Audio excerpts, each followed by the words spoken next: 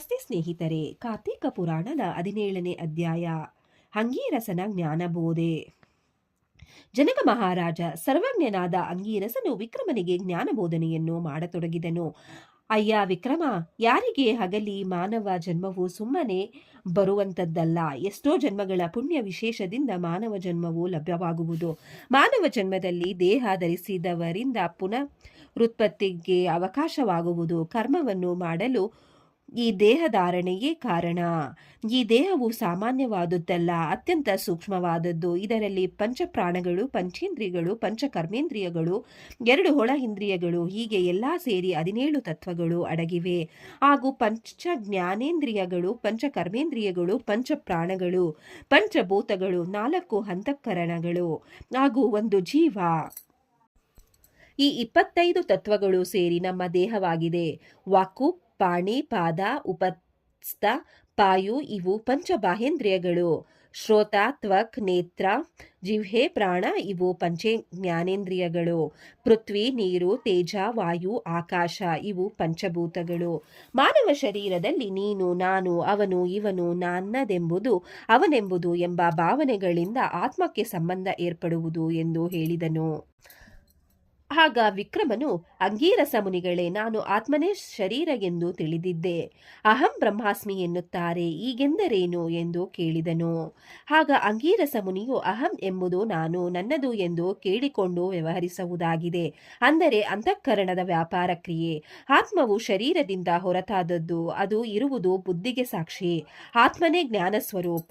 ಆತ್ಮ ಪಂಚೇಂದ್ರಿಯಗಳನ್ನು ಅವು ವಿವಿಧ ಕ್ರಿಯೆಗಳಲ್ಲಿ ವರ್ತಿಸುವಂತೆ ಮಾಡಿ, ಆದರೆ ಅದಕ್ಕೆ ವಿರುದ್ಧವಾಗಿದ್ದುಕೊಂಡು ಯಾವಾಗಲೂ ಪ್ರಕಾಶಿಸುತ್ತಿರುವುದಾಗಿದೆ.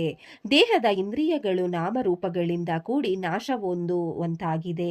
ಸೂಕ್ಷ್ಮ, ಸ್ಥೂಲ, ಕಾರಣ, ಶರೀರ ಎಂಬ 3 ಮಜಲುಗಳುಳ್ಳದ್ದಾಗಿದ್ದು, ನಾನು, ನನ್ನದು ಎಂದು ವ್ಯವಹರಿಸುವುದು ಆತ್ಮ. ಆತ್ಮವು ಆನಂದ ಪಡುವ ಶಕ್ತಿ ಸ್ವರೂಪಿ. ಅದು ಪರಮಾನಂದ ಸ್ವರೂಪಿ. ಬಂಧುಗಳನ್ನು, ಸಜ್ಜನರನ್ನು ಕಂಡರೆ ಆನಂದ ಉಂಟಾಗುತ್ತದೆ. ಸಚ್ಚಿದಾನಂದ ಸ್ವರೂಪ ಆತ್ಮನಿಗೆ ಯಾವ ವಿಕಾರವಿಲ್ಲದಂತೆ ಮಾಡುತ್ತದೆ. ವಿಕಾರಗಳು 6.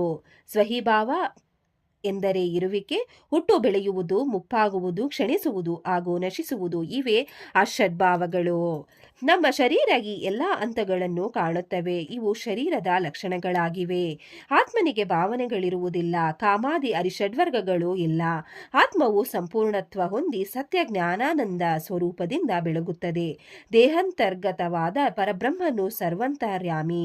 ಕರ್ಮಫಲಗಳನ್ನು ಜೀವರು ಅನುಭವಿಸುವವರು. ಕರ್ಮಫಲ ಕೊಡುವವನು ದೇವದೇವನು. ಅವನೇ ಕರ್ಮಫಲಗಳನ್ನು ಅನುಭವಿಸುವಂತೆಯೂ ಮಾಡುವನು. ತಿಳುವಳಿಕೆ ಉಳ್ಳವನು ಸದ್ಗುರುವನ್ನಾಶ್ರಯಿಸಿ ಜ್ಞಾನವನ್ನು ಸಂಪಾದಿಸಿ ಜೀವಾತ್ಮ ಪರಮಾತ್ಮರ ಐಕ್ಯ ಜ್ಞಾನ ಉಳ್ಳವನಾಗುತ್ತಾನೆ. ಅಂಥವನಿಗೆ ಜನನ ಮರಣಗಳಿಲ್ಲ. ಮುಕ್ತಿಪಥದಲ್ಲಿ ಸಾಗುವ ಅವನು ಮೋಕ್ಷ ಹೊಂದುವನು. ಬ್ರಹ್ಮಜ್ಞಾನ ಎಲ್ಲರಿಗೂ ಲಭಿಸುವುದಿಲ್ಲ. ಅದು ಪಡೆಯುವುದಕ್ಕೆ ಮೊದಲು ಸತ್ಕರ್ಮಗಳನ್ನಾಚರಿಸಿದವನಾಗಿರಬೇಕು. ಅಂದರೆ ಪರಿಶುದ್ಧ ಮನಸ್ಸುಳ್ಳವನಾಗಿ ಭಕ್ತಿ, ಜ್ಞಾನ, ವೈರಾಗ್ಯ ತಾಳಿ ಮೋಕ್ಷಕ್ಕೆ ಅರ್ಹನಾಗುವನು.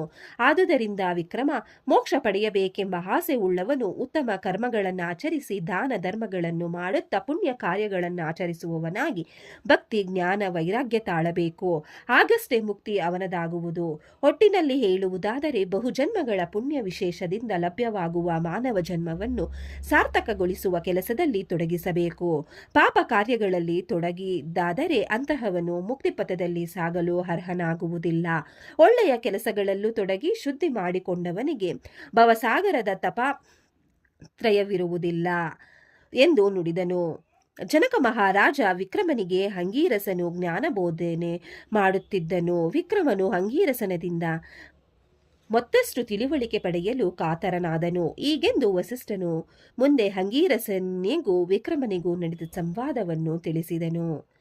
ಹೀಗೆ ಅಧ್ಯಾಯವು ಮುಕ್ತಾಯಗೊಂಡಿತು. ಈ ಅಧ್ಯಾಯವನ್ನು ಕೇಳಿದವರಿಗೂ ಶ್ರವಣ ಮಾಡಿದವರಿಗೂ ಆ ದೇವರು ಒಳ್ಳೆಯದನ್ನು ಮಾಡಲಿ. ಓಂ ನಮಃ ಶಿವಾಯ. ವಿಡಿಯೋ ನೋಡಿಕ್ಕೆ ಎಲ್ಲರಿಗೂ ಧನ್ಯವಾದಗಳು. ನಿಮಗೆ ಈ ವಿಡಿಯೋ ಇಷ್ಟ ಆಗಿದ್ರೆ ಪ್ಲೀಸ್ ಒಂದು ಲೈಕ್ ಮಾಡಿ. ನೆಕ್ಸ್ಟ್ ಇನ್ನು ಜಾಸ್ತಿ ವಿಡಿಯೋ ಹಾಕ್ತೀವಿ. ಹಾಗೆ ನಿಮ್ಮ ಫ್ರೆಂಡ್ಸ್ಗೆ ಶೇರ್ ಮಾಡಿ ಮತ್ತೆ ಸಬ್ಸ್ಕ್ರೈಬ್ ಮಾಡಿ. Thank you very much.